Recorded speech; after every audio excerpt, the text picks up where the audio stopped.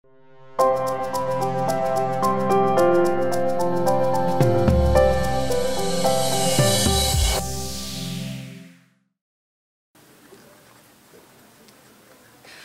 everyone, my name is Crystal Liu. I am here with Mr. Bill Verdon and Dr. Wale Idris Ajibade. We have come together today to conduct this exclusive interview with Mr. Andrew Yang, one of the Democratic Party candidates for the 2020 U.S. presidential election. Together, we represent Wall Street Times. Wall Street Times is an independent Chinese community, economic, and cultural multimedia communication agency. Thank you. Good afternoon, Mr. Yang. My name is William Verdon. I am editor-in-chief of the Wall Street Times. Allow me to introduce you to our audiences around the world. We are here with Mr. Yang. He is an entrepreneur and author running for president as a Democrat in 2020. In 2011, he founded Venture for America, a national entrepreneur fellowship, and spent the last 6 years creating jobs in cities like Cleveland, Detroit, Baltimore, and Pittsburgh. When Andrew realized that modern technology like artificial intelligence threatened to eliminate 1/3 of all American employment, he knew he had to do something.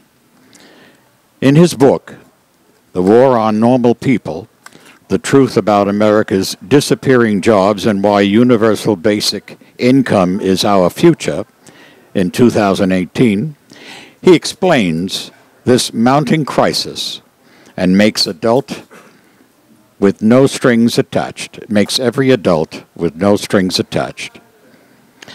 Let me read that better.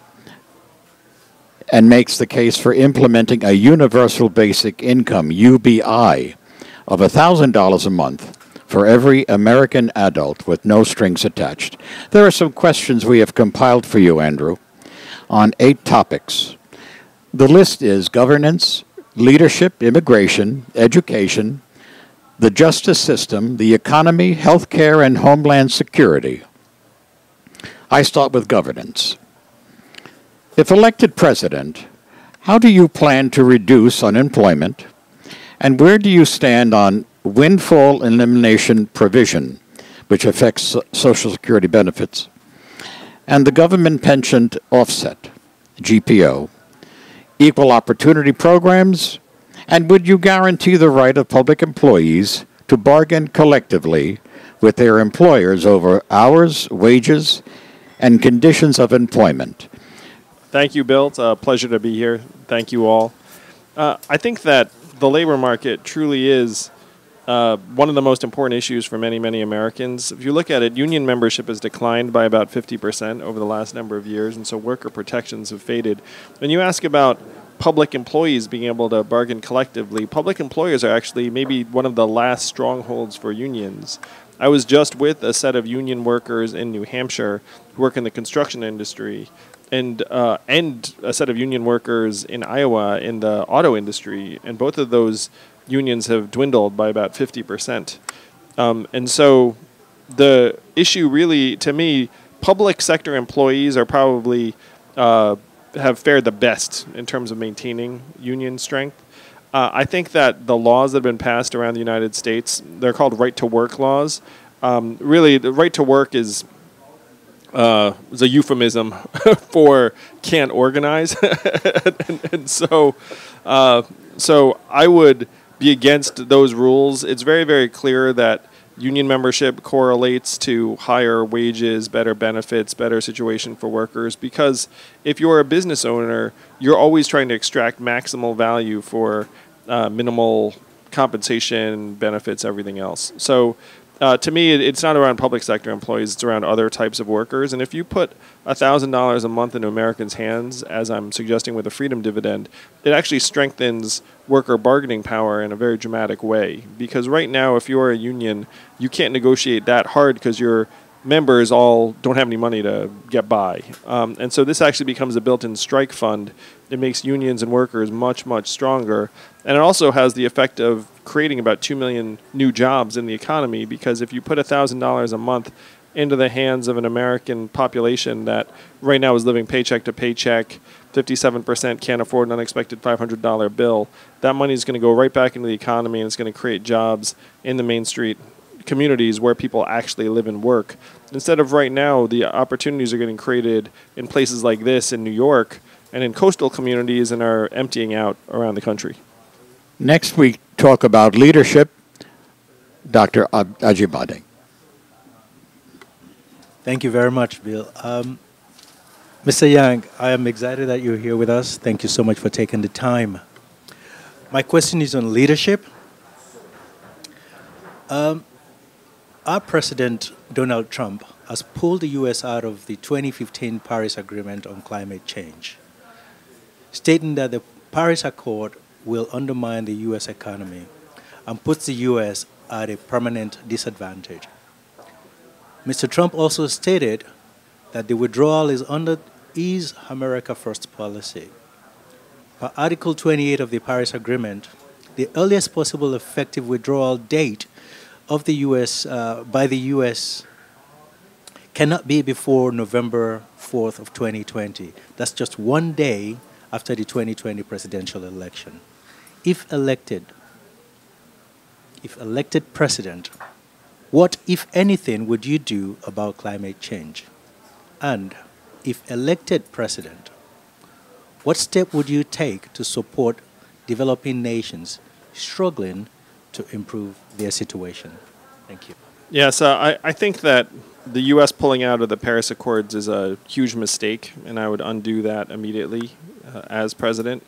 I would be for a carbon tax and dividend because we need companies that are emitting carbon to internalize the cost and then use that money to hopefully push our economy in a more sustainable direction. Climate change is an existential threat to the way of life, not just of Americans, but of people around the world. And the United States is only about 15% of global emissions, so this has to be a global effort. This is not something that no one country can do alone. So the goal would be to help developing countries leapfrog, in many ways, the fossil fuel supply chains that are built up in other parts of the world and hopefully transition directly to solar and wind and other forms of renewable energy. That's a very, very tall order.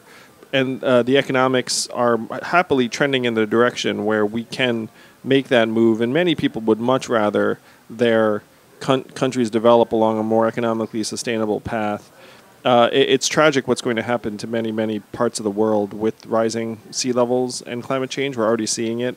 It's behind some of the major geopolitical crises of the last number of years, where you look, Syria is partially driven by climate change. The refugee crisis throughout Europe is driven partially by climate change. And unfortunately, it's just going to get much, much worse. So I think we need to not just rejoin the Paris Accords, but think much, much bigger about what we can do to help forestall what's going to be a tragic series of events. I used to think we were setting up our grandchildren for a terrible environment, but now I believe it's us and our children. I'm reminded of Beijing and Mexico City. Crystal has a question on immigration. So the Trump administration immigration reform policies has taken the center stage in the current administration, from the issue of building the wall along the Mexican border to the repatriation of DACA recipients and asylum seekers, travel ban, and visa freeze. If elected president, what would you do differently? I'm the son of immigrants. I think that immigrants make the United States stronger and more dynamic. So I would reverse everything you just described. I think the Trump administration is unfairly scapegoating immigrants for problems they have nothing to do with, truthfully. And one of the core messages of my campaign is that it's not immigrants that are creating economic pressures, it's technology.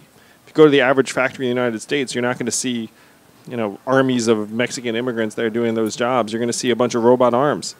Like technology has accounted for 80% of the job loss in manufacturing, and it's about to do very similar things to retail, call centers, truck driving and transportation, and on and on. So to me, most of this stuff is just a distraction, where the wall and the rest of it. I would reverse everything that Trump's been describing. I would stamp a green card to the diploma of any international student who studies in the U.S. because it makes no sense to educate someone and then send them away to compete against you. For people who are here and undocumented, I would create a long-term path to citizenship. For people who are DACA, I mean, they're essentially Americans. They grew up here and they've known no other life, and it's inhumane and inhuman to suggest sending them someplace they have no connection to because of some. Shouldn't laugh because some people are excited about it. But there are 12 million people here and undocumented, and it's literally impossible to actually imagine deporting that many people. Like, it would devastate communities and regional economies. Many of them have American children and are paying taxes. So you need to create a long-term path to citizenship. I do think you need to enforce a robust southern border. The problem with the wall is that it just wouldn't work. It's more of a symbol than anything else. If you actually trace the border, you'd see there are many, many parts of the border that a wall does not make any sense. And it would just end up directing traffic and resources to other parts of the border. So pretty much think of the opposite of Donald Trump on all those issues, and that's where I'd be. And what I say is that Donald Trump wants to build a wall, and when I'm president, then people will see, if you immigrate to this country, your son or daughter can become president. Be a very powerful message. The next topic is education. I was a teacher for many years in the New York City system. If elected president, what would you do to ensure that all American children have equal access to a high-quality public education, including students with disabilities? And please share the initiatives your administration would undertake to increase funding for public school. So I'm going to take this question in a slightly different direction, which is this. According to studies, 70 to 75% of children's academic performance is impacted by non-school factors. So that's parental time, parental education, levels of stress in the household, the type of neighborhood they grow up in. And that as an educator, you can maybe speak to this, Bill, we're asking the impossible of teachers. Because if you're a teacher, you account for 25 to 30% of the child's performance, and then we're holding you accountable for 100%. It doesn't actually make that much sense. And if you plow more resources into that 25 to 30%, it may or may not be the best way to go. So one, I would pay teachers more, because a good teacher is worth his or her weight in gold, and you need to retain and recruit quality people who can make the next generation stronger. So that's number one. But number two, if you put $1,000 a month in the hands of every American adult, including every parent, then you'd create an environment where kids would have less stress in the house. Maybe there'd be a parent around more, and they'd have a much better chance to learn.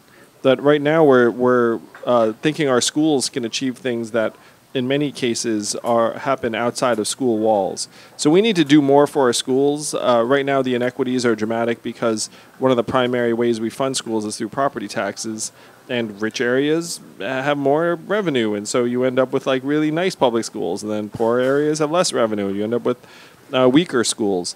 So there are things that we can do to shift the funding of schools themselves. But the big principles I would have would be, one, you got to pay teachers more, because to me the teachers matter much, much more than anything else. And one of the deficiencies in the American educational thought process is that we just don't trust people enough. Like literally, if you pumped a bunch of money, they'd be like, let's hire some consultants, or let's buy some tech. And those things actually don't matter as much as having a quality teacher in the classroom. You have to focus on the teacher, and then you have to focus on trying to make it so that kids have a real opportunity to learn outside of school, in the home, and throughout the school year. There's a funny thing about parents, because in many large cities, that plural word doesn't exist. Yeah, it's single moms. You know, so 40% of American children are born to an unmarried mother today, up from 15% when I was growing up. And of those single parents, 85% of them are single moms. So that's like the new normal in America. Yeah, they have two jobs, they like scraping by to make ends meet. And so we need to do more to support single moms in particular. So one thing I'd be for is communal living arrangements for single parents, because a lot of times you're going to be working 2 shifts and then you don't have a chance to like cook a meal. So maybe you cook a meal once a week and you cook it for 5 or 6 kids, and then they all congregate, and it'll actually give your kids a better chance at developing positively because, if you're just sitting alone in that house and you're a kid, you're just playing video games all day. Rather than babysitting, it's educational sitting. Yeah. Crystal. Yeah. Crystal has a question on the justice system. So currently, we are divided on many fronts in the United States regarding criminal justice issues. How do you plan to reconcile harmony and the respect for law enforcement to operate as necessary in the communities that they are subjected to protect? And what would you do to bring people together, uphold harmony, defend civil rights, as well as initiate discussions about healing the victims of Americans' past? So I think police have a very, very tough job, but I do think we need to move in a direction of community policing and have a less militaristic approach. I would try and get military-grade hardware out of the hands of these police departments because that stuff, to me, is not necessary for civilian policing much of the time. And then I'd push towards community involvement wherever possible so that when you're solving problems, there's like a degree of benefit of the doubt that can be given. I mean, if you look at our system of incarceration, it's deeply racist by the numbers. So one thing I would do is I would pardon people who are in jail for a low-level drug offense, nonviolent, which we know it's going to be the vast majority of people in jail for that are going to be African American. So I'd pardon them all because it doesn't make sense to have people in jail for something that's legal in other parts of the country that a lot of other populations would never get prosecuted for. And I would put a stop to for-profit prisons because it makes no sense to have a profit motivation when it comes to incarceration because then you're actually like paid more if they come back to your prison, recidivism. So that's a perverse motivation.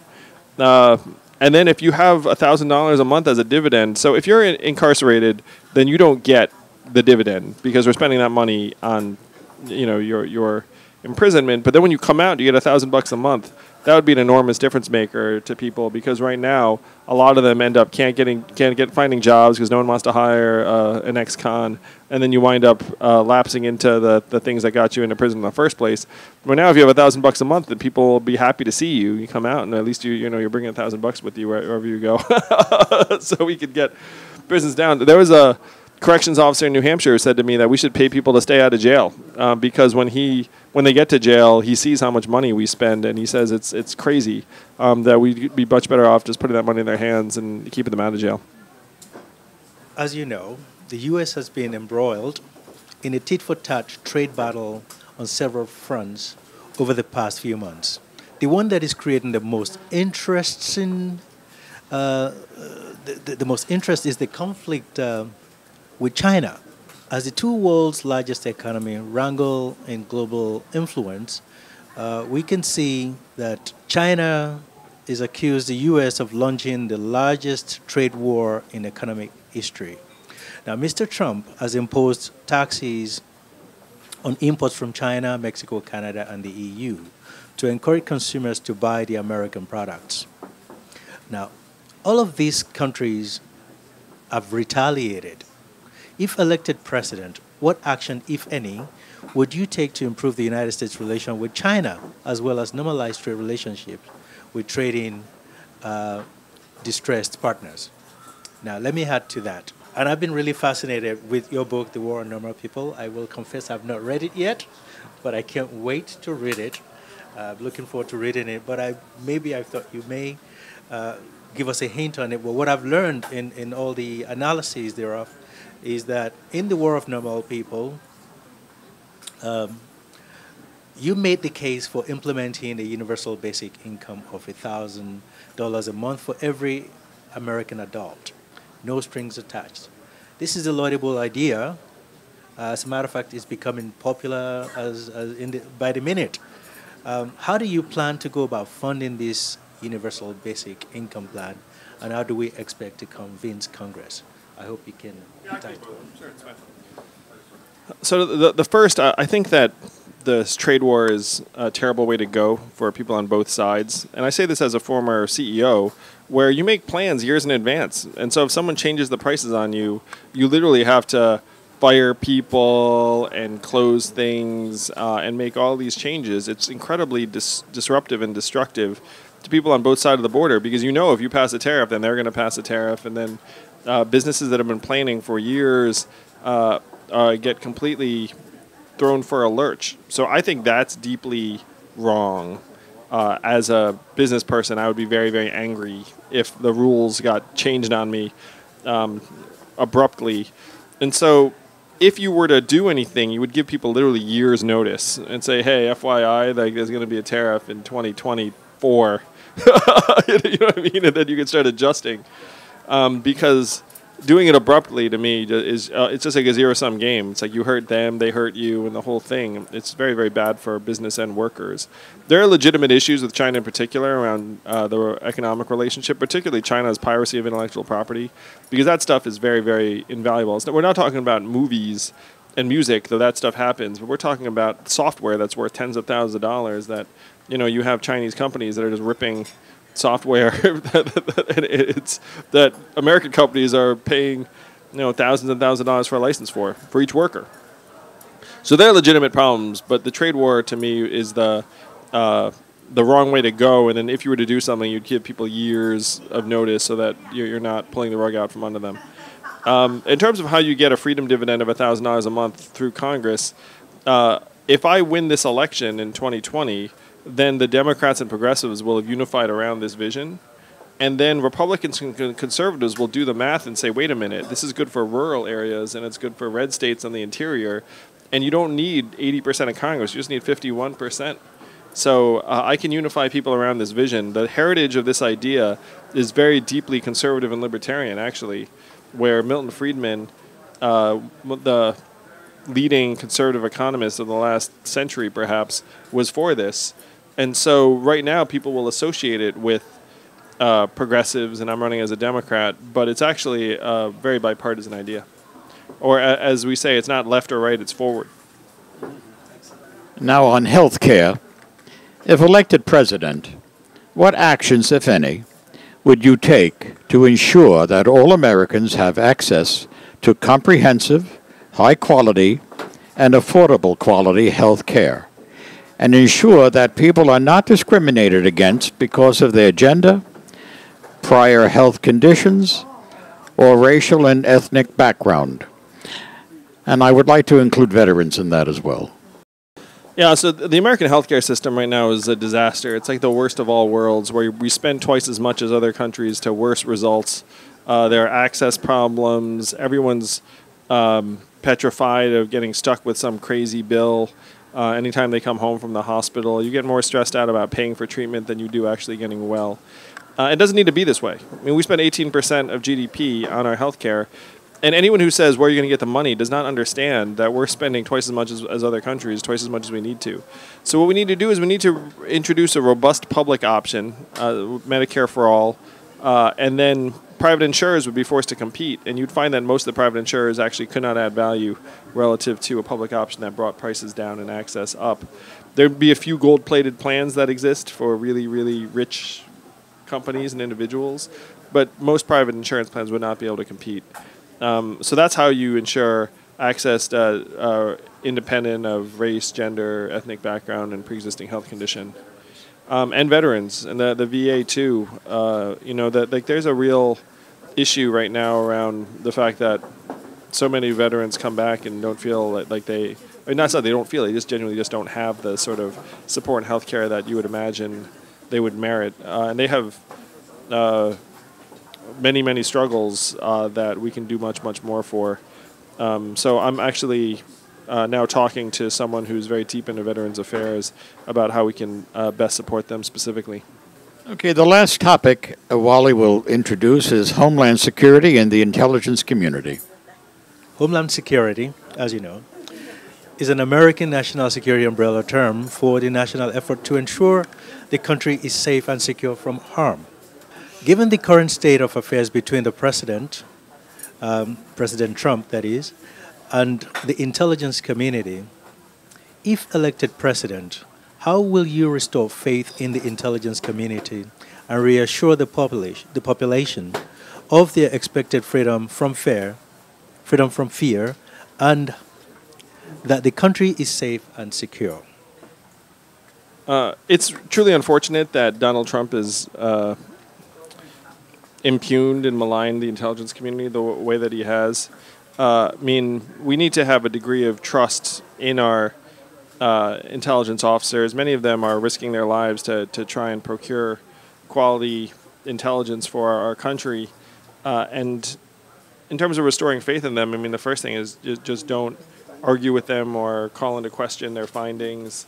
I mean, in this case, we all know that Donald Trump has had some support from Russia, and so his motivations are fuzzier.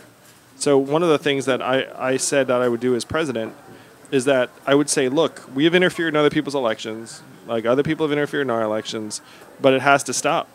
And that we will take any verifiable actions against our democracy, which includes just sending up a bunch of bots and misinformation on social media accounts. We'll take that as an act of hostility and aggression, and we will respond very unkindly to it. And then if your intelligence officers bring credible evidence to you, then you say, okay, this is what we're going to act on. And that's a big way you can come together with the intelligence community on behalf of the American people. And most Americans, I believe, would support that stance. I think it's ridiculous that right now everyone's looking at it being like, what are we going to do? Like they're, giving... Right now, if you look into what's happened, I mean, they have started false Facebook groups for every cause under the sun and then actually driven like real Americans to end up protesting and counter-protesting against each other. And they must be laughing their heads off about it. You know, they're like spending low sums of money to great effect because they found this vulnerable underbelly of American democracy. And then we have to say, okay, you've had a good run on this, but it's over now. And then follow through on it. If they do something that we feel is tampering with our processes, then we're going to freeze assets. We're going to do some things that are going to make the people in power very uncomfortable. The U.S. is also withdrawn from the nuclear arms treaty with Russia and the rest of the world. An arms race might be the next if elected president. What, if anything, would you do to go about making the world safer? More arms or less? How do you plan to act on this? So I would certainly re-enter, if Russia was willing, that nuclear treaty. I think reducing the loose nuclear material in the world should be a top priority. Because to me, the top threats to our national security are, in some order, climate change, cybersecurity and artificial intelligence, loose nuclear material, and infrastructure. And by infrastructure, what I mean is that at this point, the Russians could shut down our power plants. They could shut down our financial system. We could probably do that to them too. Like at this point, there's mutually assured destruction, but not just through the conventional nuclear warfare, but in a variety of other ways. Imagine Americans wandering around with no power for days or weeks. I mean, that's like a real scenario that is very much on the table, like if anything breaks out to that level. So we need to try and reduce these threats, and more nuclear arms is going to do the opposite. Loose nuclear material, we've been very fortunate that nothing catastrophic has happened as yet. And so to me, if we can come together with the Russians in particular and try and de-escalate the level of nuclear armaments, that's a win. And then we need to work with the international community and say we need to try and get our hands on every piece of fissile nuclear material that can be used for weapons, and then make sure that if anyone, for example, wants lots of money for that material, that we're paying many, many times whatever anyone else is willing to pay for that material. So that you can tell my general outlook is that more weapons don't make us safer. We're spending money right now on things that are like the threats of yesteryear, and we're spending it on that primarily for the military-industrial complex to be able to keep billing us and making tons of money. So we're spending $730 billion that we know about, probably much, much more, on defense, and most of it is not on the threats I just described. Climate change, cybersecurity and AI, loose nuclear material, and infrastructure. So that's where I'd want the money to go. And if it touches one of those things, then I'd be like all for it. But a lot of this isn't even a money thing. It's more like smarts, resources, human capital. Like, if you spend money on cybersecurity, like, that doesn't mean anything until you get the right people into the organization, into the room, which right now they may or may not be. So that's what we need to change. Satellite sabotage. Yeah, it is.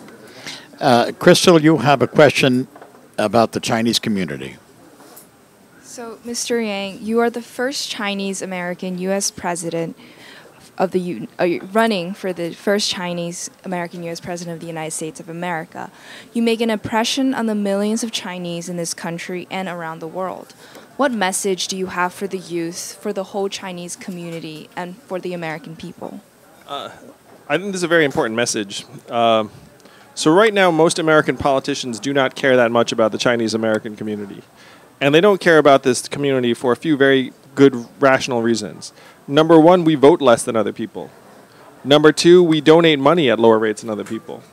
Number three, we run for office at lower rates than other people. And then the other natural occurrence is that we're located primarily in New York, California, Massachusetts, Texas, and states that we cannot swing in the sense that they're very clearly defined what party that those states are going to vote for. And so people don't see us as a crucial voting bloc. One of the things I joke about is that if we all lived in New Hampshire or Iowa, then the Chinese American community would be considered very, very important. But we don't. We live in New York, California, etc. So I also think that politics is not really considered by our community something that we should pursue. That most people who come to this country want to create a better life for themselves and their families financially, and they do not think that politics is a good home for us.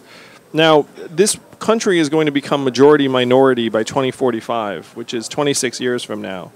And so history shows that if you have a majority group that loses its dominance, it becomes more insecure, more hostile, more threatened. And so you would expect to see a rise in racism during this time. And I believe that Donald Trump is a symptom of that. He's like a part of this trend. Now, who are Americans being presented with as an enemy or an antagonist or a rival? China. You can see it very, very clearly that we're drifting towards a Cold War type relationship with China and regarding it as this massive geopolitical rival. And I'm going to suggest that this is going to be very bad for Chinese Americans over time because most Americans cannot distinguish between Chinese Americans, or Asian Americans generally. So my message to Chinese Americans is we need to activate ourselves politically and show that we are just as American as anyone else, our children are just as American as anyone else, and that we can lead and contribute to this society at the highest possible levels, including in the White House as the President of the United States. But if we just go about our business with our heads down and say, I'm just going to keep on making money and just let politics sort itself out, then we're going to pay a very, very dear price in the times to come. And I'll close this by saying the United States imprisoned the CFO of Huawei, and the press has been largely silent about it. And I believe that they've only been silent because it's a Chinese company and a Chinese executive. If China imprisoned the CFO of Facebook, Sheryl Sandberg, because she was in Hong Kong and did something with Tibet, that would be front page news every day until she was freed. It would be like Sheryl Sandberg still in jail. Sheryl Sandberg still in jail. And yet the reverse has happened, and Americans are just sort of shrugging it off.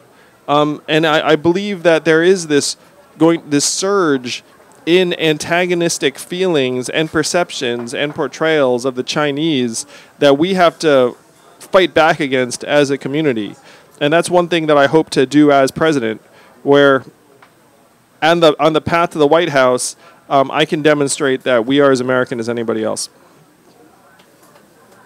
That's good. Thank you. Oh, thank you. Thank you all. Okay, a concluding statement.